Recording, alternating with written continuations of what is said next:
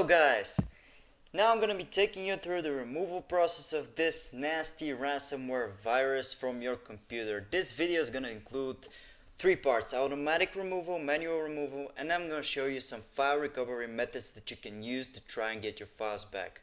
Before we start with the video steps, I'm gonna say that you're gonna have to always follow guidance from site or video YouTube channel that is legitimate. Always make sure to back up your files and use trustworthy sources, and always check if these are real people behind these removal guides. So let's get on with the removal. For the automatic removal, we're going to be using an advanced anti-malware software which you can download by opening the video and clicking on the link in the description. It's going to take you through a removal article about the specific virus, where you can find the download button, which you should click, and it will take you to the download page where the download should start automatically, and then you have to open the installer that you downloaded. Okay, it's going to take you through a language choice and a couple of simple steps that you're going to have to follow. Simply agree with the terms, accept and install, and installation should take 1 or 2 minutes tops depending on your computer. After the setup is done, this scan should start automatically, and when it's done, you click on finish and the scan is gonna start. Now that's it. Basically now the software is looking for any virus files, objects, cookies, anything that may be even potentially malicious, and any virus will hopefully be detected and removed. When it's done, simply select the threads and then click on the next button to remove it. It's easy as that. Now, so much for the automatic removal. Let's get on with the manual removal. For the manual removal, I highly suggest that you back up the encrypted files and that you have some experience with removing threads. What you're gonna do is gonna copy the files on a flash drive anywhere else on your computer, because you never know what's gonna happen. Your computer is still infected, still in the thread, and at this point you don't know what's going on, So you're going to copy them to a flash drive, set them to a cloud drive, and then you can go on with the removal freely without any worry, because the files could be recovered. Now, let's find the virus files. To do that, you're going to search for show hidden files and folders, and then you're going to click on it. Alright.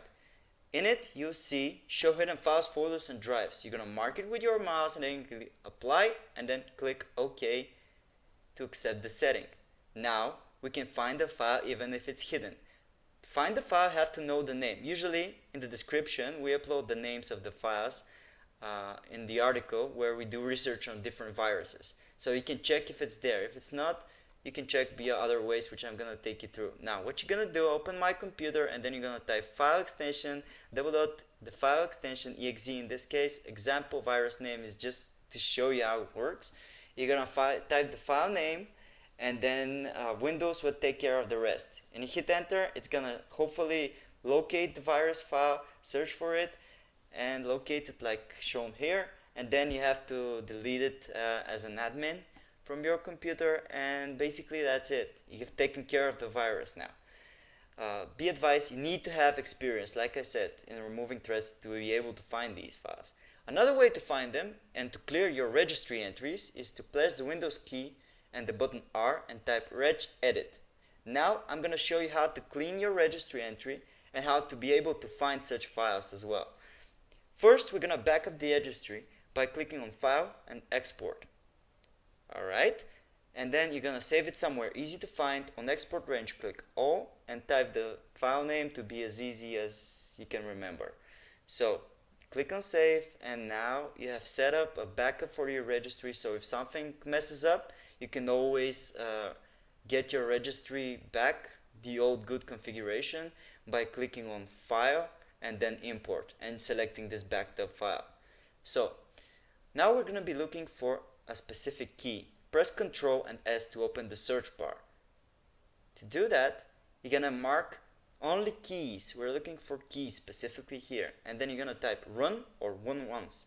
It's gonna find next, and it's gonna find the run and run once keys, at which usually they contain a value of the virus.